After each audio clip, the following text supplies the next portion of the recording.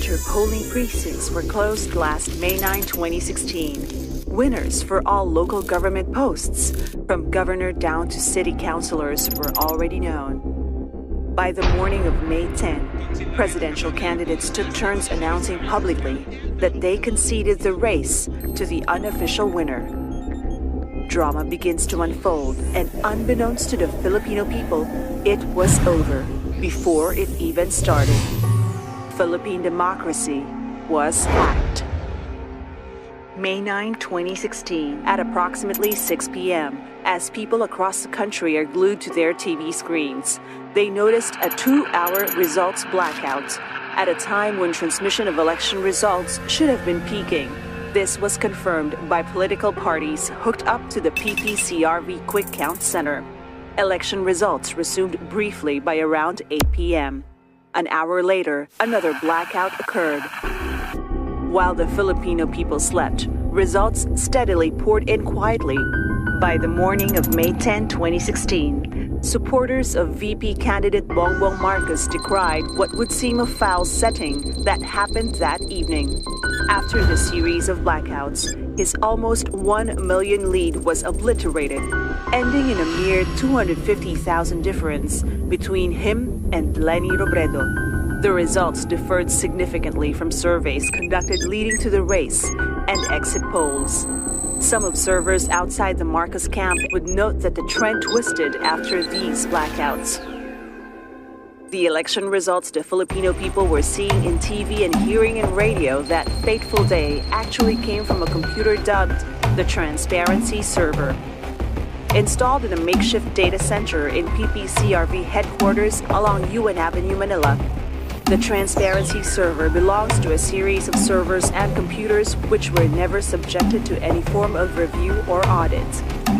This contravenes express provisions of RA 9369, otherwise known as the Automated Election Law. No one really knows how the server works, save for only two parties, the Comelec and Smartmatic. Smartmatic is the only vendor of Comelec that configures, supplies, and maintains all vital components of the AES. Away from the bustle and prying eyes of the usual election conundrum, and well hidden from the scrutiny of the public, is a little-known data center owned by IP Converge, located in upscale Bonifacio Global City in Taguig. It housed the Q servers and other top-secret servers that would determine the fate of the nation for the next 6 years. Like the Transparency Server, all computers located here were never subjected to a credible audit. In fact, even the Comelec Information Technology Department would not know how to operate these computers on their own. They were installed and operated exclusively by Smartmatic.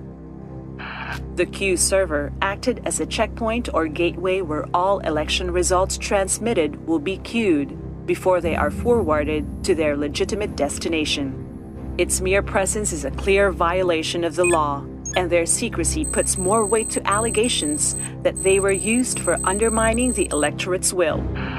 May 8, 2016, the top-secret data center is booming with activity. The servers were working overtime collating data transmitted from some vote-counting machines.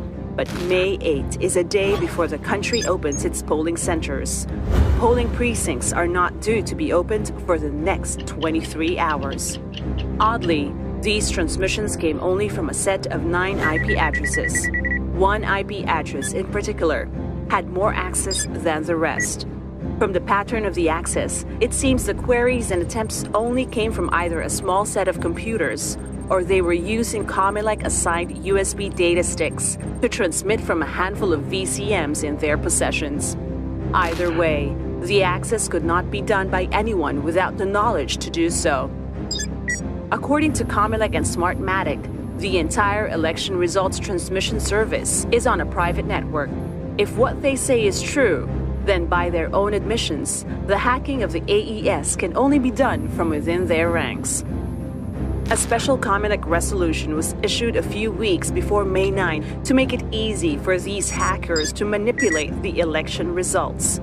These were done in steps, and both Smartmatic and Comelec were complicit in assuring Philippine democracy would not prevail.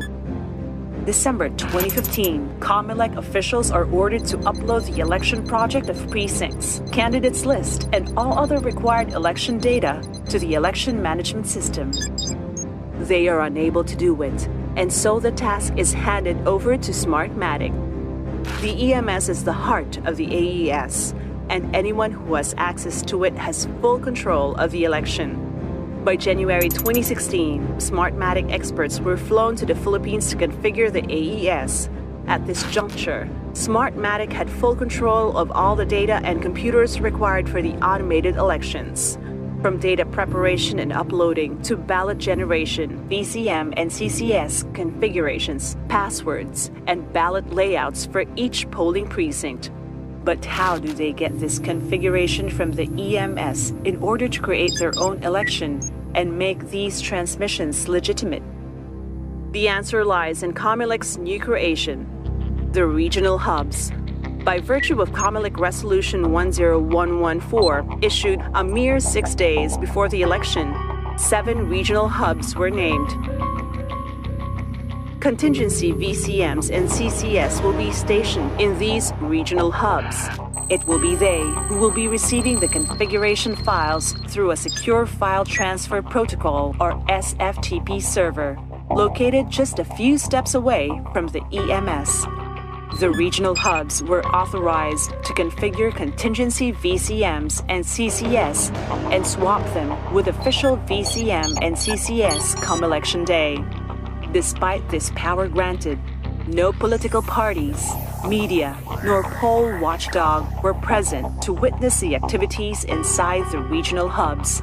And since the swapping happens when a VCM malfunctions, then the swap is deemed legitimate. Cheating is seamless. There are traces of a dark history between Smartmatic and COMELEC, one that involves a tapestry of unsettling and motivated events. In the country's automated election history, Smartmatic failed to get the Technical Evaluation Committee certification within 90 days prior to the election, yet the issue was shrugged off by COMELEC. The international certification entity, SLI, tasked by COMELEC to audit the Smartmatic AES, gave an explicit comment that the rest of infrastructure should also be audited and reviewed. But these were placed as a footnote and were ignored by COMELEC altogether. As a result, while the EMS, CCS, VCMs underwent a public source code review, all other components, including the central servers, the transparency server, Q servers, and the entire election results transmission service were not subjected to a source code review nor infrastructure audit.